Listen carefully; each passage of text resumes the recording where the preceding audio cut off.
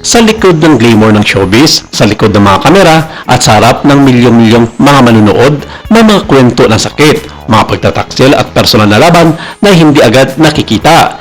Isa sa mga kasalukuyang sentro ng usap-usapan ay ang relasyon ni Tony Gonzaga at Paul Soriano na umano'y naharap sa matinding pagsubok. Habang unti-unting lumalantad ang mga detalye, isang pangalan ang biglang lumitaw at nagbigay linaw sa marami, ang ina ni Tony na si Mami Penty. Hindi biro ang mga salitang inilabas ng kanyang ina. Sa isang pambirang payag, ibinahagi niya ang damdamin at obserbasyon tungkol sa pagsasama ng kanyang anak at ng kanyang manugang.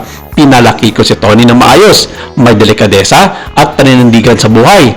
Hinubog siyang maging matapang sa lahat ng oras at ipaglaban ang karapatan, lalo na kung naagrabyado na siya. Ang payag na ito ay agad nagdulot ng shock sa publiko. Bakit nga ba ang isang ina ay handang magsalita laban sa asawa ng kanyang anak? Bakit ngayon lamang ito lumalabas sa harap ng publiko? Ayon kay Mami Penty, masakit sa kanyang puso na makita ang pinagdadaanan ni Tony.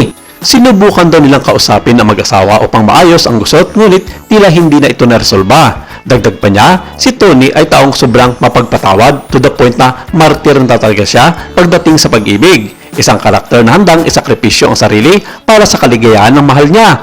Wala siyang hangad kundi maging masaya, paliwanag pa ni Mami Penty. Ngunit may hangganan din ang pagpapatawad kung ang kapalit ay ang kapag-apak ng kanyang pagkababae at karapatan hindi na yun tama. Ang mga salita ni Mami Penty ay nagpapakita ng kabigatan ng sitwasyon. Sa kabila ng maraming taon na pagsubok at pagtitiis, tila may mga hangganan na hindi dapat tawirin. Marami na ngang pagkakataon na dumaan sa pagsubok ang relasyon nila Tony at Paul. Ngunit ayon sa ina, patuloy ang pagtanggap at pagpapatawad ni Tony para sa ikabubuti ng dalawa. Gayunpaman, ang ganitong pag-uugali ay may kakaibat na emosyonal na mga pinsala na hindi madaling maibalik. Nakilala niya si Paul mula pa noong naniligaw pa ito kay Tony, isang tao na responsable, mabait at maaasahan. Noon ay kampante siya na nasa mabuting kamay ang kanyang anak, ngunit tila nagbago ang lahat.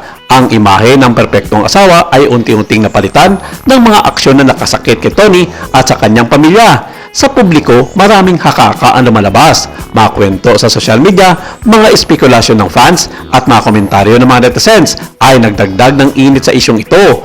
Ngunit malinaw na ayon kay Mami Penty, may katotohanan sa mga pinagsasabi. May pinagdadaanan talaga ang mag-asawa na gusto nilang maresolba sa kanilang sariling paraan.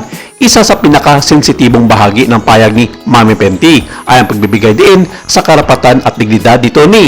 Hindi lamang ito tungkol sa relasyon o emosyonal na sakit. Ito ay tungkol sa respeto sa sarili at sa pagkatao. Ang mensahe ng ina ay malinaw. Kahit gaano ka mapagpatawad, may hangganan ang pagtitiis sa hindi tamang pagtrato. Ang katapangan ni Tony na ipaglaban ang kanyang karapatan ay hinubog ng kanyang pamilya ng ina niyang may prinsipyo at ng mga taong tunay na nagmamalasakit sa kanya.